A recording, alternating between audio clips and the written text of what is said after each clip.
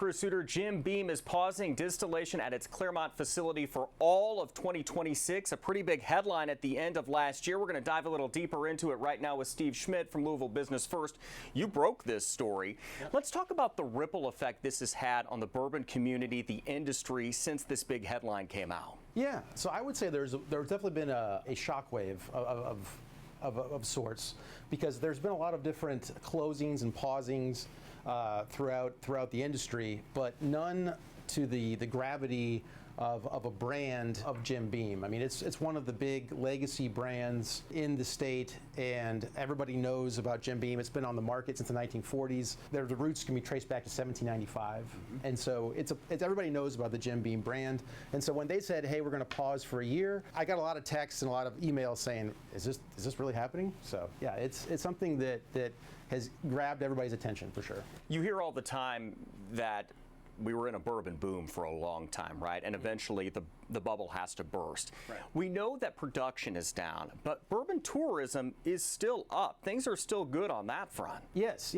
There's kind of a dichotomy, I would say. For one, you have the bottle collectors or the bottle enthusiasts. This is the great time for them because there's increased age statements, and the bottles they couldn't find at the shelves, they can now find. On the other side, your average consumer, they're just not drinking as much alcohol as they once did, especially now that we're fully out of that, what we call the COVID boom, when everybody was drinking things during COVID. That's been going down since about 2023, and unfortunately, it's just keep going down and down.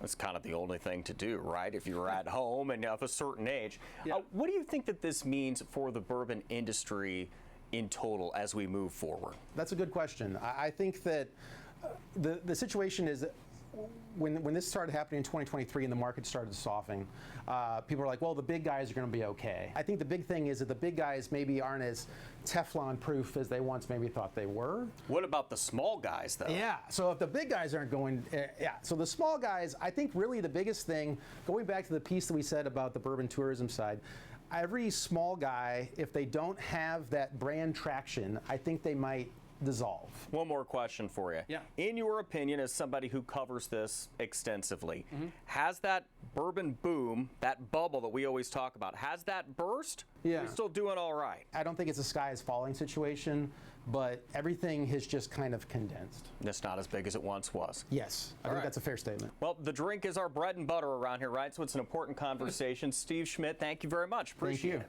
All right. Thanks.